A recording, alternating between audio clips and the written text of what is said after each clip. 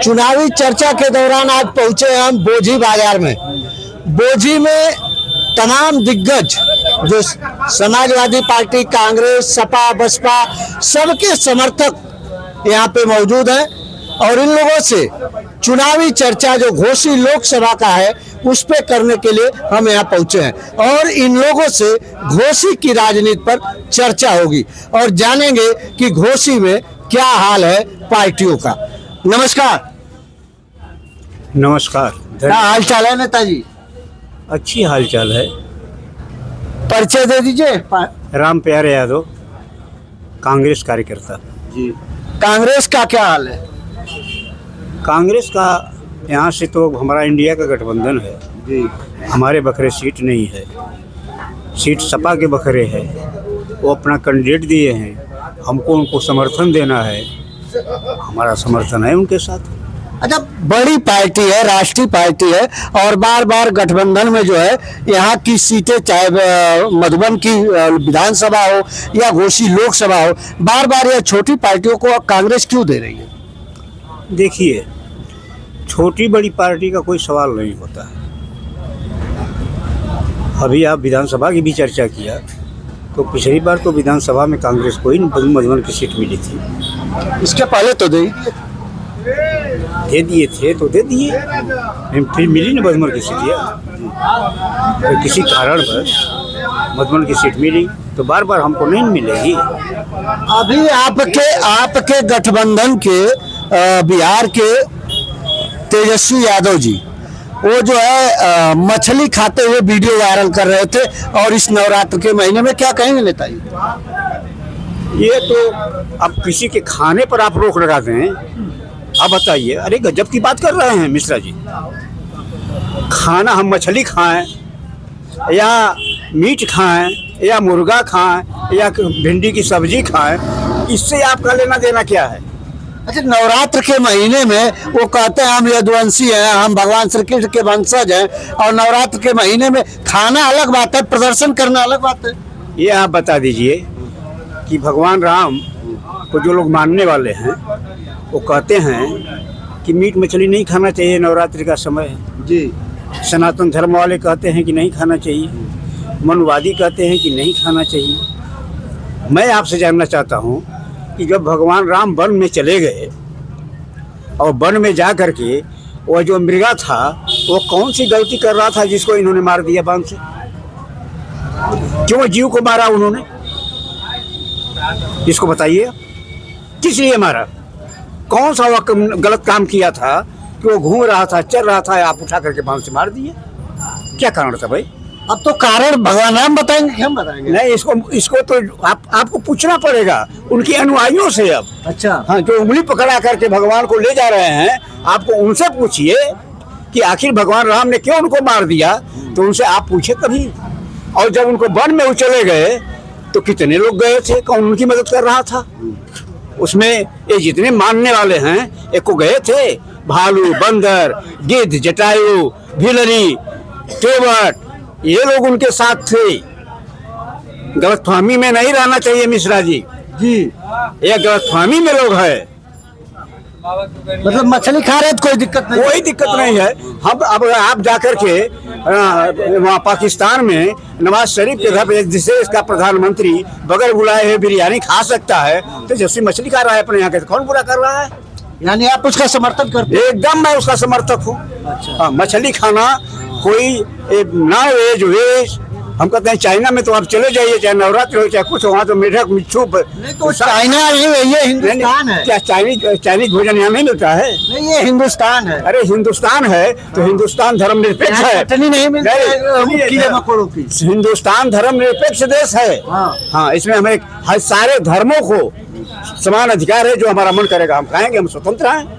तो आहत भी तो आप कर रहे हैं। किसको आहत कर रहे हैं? खाने से थोड़ी कोई प्रतिबंधित कर रहा है। आप खाइए, लेकिन दिखावा क्यों कर रहे हैं? किसको आहत कर रहे हैं?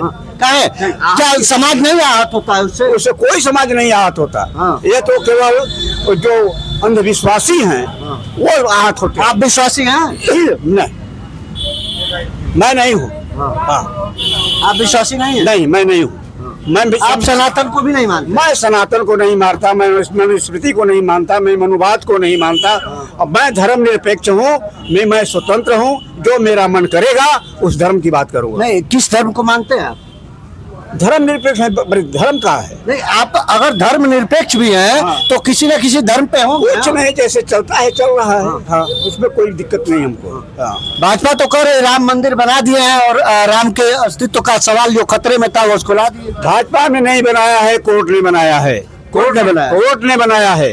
भाजपा कहीं गई थी क्या वहाँ लड़ने के लिए? मुकदमा गई थी?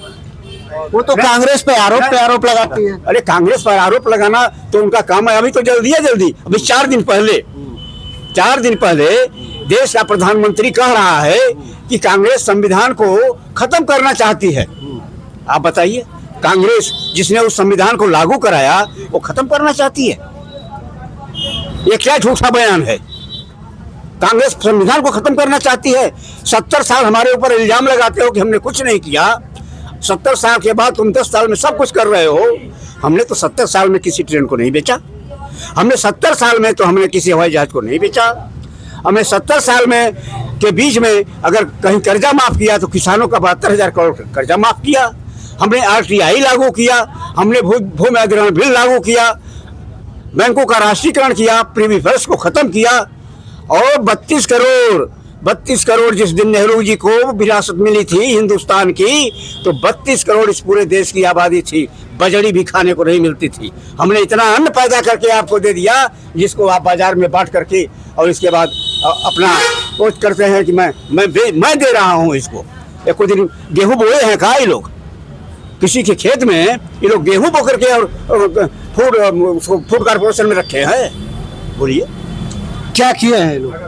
लोगों का कोई काम है? झूठ बोलना, केवल झूठ बोलना, केवल झूठ बोल रहे हैं। केवल झूठ बोलना। और कोई काम नहीं। और कोई काम नहीं? और कोई काम नहीं। हाँ। बात साफ बता रहा हूँ अभी से, इनका कोई काम नहीं है। जो भी करना है, जिसको कहते हैं कि मैं इसको करूंगा, उसको वो नहीं करेंगे। साफ बात बताता हूँ आपसे। जिसको इन्होंने कह दिया यह काम मैं करूंगा, उसको वो नहीं करेंगे। यह है उनकी गारंटी। क्या होगा घोषी में? घोषी में क्या होगा? ये तो जनता का काम है। मैं कांग्रेस का व्यक्ति हूँ ना, मैं पब्लिक नहीं हूँ। मैंने अपनी बात, अपनी मंशा की बात। तो भाई घोषी में जनता का क्या हाल है? आपके रुझान पे, आपके लिए क्या? इंडिया गठबंधन घोषी में चुनाव जीतेगा, यह मेरा रुझान है। मेरा दावा है। आपको बता दे रहा हूँ। लोग कह रहे हैं कि नहीं, जो है छड़ी लेके आए और राजभर जी जिता देंगे। छड़ी लेकर के आए हैं, पैर छू रहे हैं, माफी मांग रहे हैं। यही है। वो तो कह रहे हैं कि हम माफी मांगने के लिए नहीं, वोट के लिए जो है बराबर वो किसी के सामने भी निहुर जाएंगे। जब जरूरत उनकी पड़ेगी, उनका निहुरना काम है। फिर जब वहां से निकल आएंगे तो फिर करेल हो जाएंगे। कह देंगे कि नहीं सब कुछ मैं हूँ, मतलब बादशाह हो जाएंगे। बादशाह हो जाएंगे। अभी तो उन्होंने चैलेंज कर दिया जोगी को मंत्री बनने के बाद। सुना है कि नहीं सुना है आप? हाँ ठीक, बताइए उसे। और चैलेंज करके कहा कि हाँ 25 रुपए का पियर का गमछा खरीद लो और उसको लगा करके किसी भी ऑफिस में चले जाओ और बता देना कि मैं ओम प्रकाश का हूँ। और फर्रुखाबाद में पीट करके रद्द कर दिया गया। और कार्यकर्ता कहते हैं मेरी पार्टी का ही नहीं। यही बोलना है। तो जितना वो झूठ बोलते हैं, जिनके आका हैं, जितना वो झूठ बोलते हैं उससे 5 गुना अधिक तो वो झूठ बोलता है। अकेले कभी चुनाव लड़ा है? बताइए। ये अकेले तो नहीं लड़ा, हमेशा गठबंधन में रहा है। अकेले लड़ करके देख ले, अस्तित्व का पता चल जाएगा कि मैं कितने पानी में हूँ। तो इस समय तो कांग्रेस की स्थिति भी वही है। नहीं भाई, हम कहते हैं कांग्रेस की स्थिति है तो कांग्रेस केवल एक ही जगह है? नहीं, पूरे प्रदेश में, देश में है। उनकी राजधानी केवल घोषी है, ओम प्रकाश की। और कांग्रेस की राजधानी कई प्रांतों में। कैसे उनकी घोषी राजधानी है?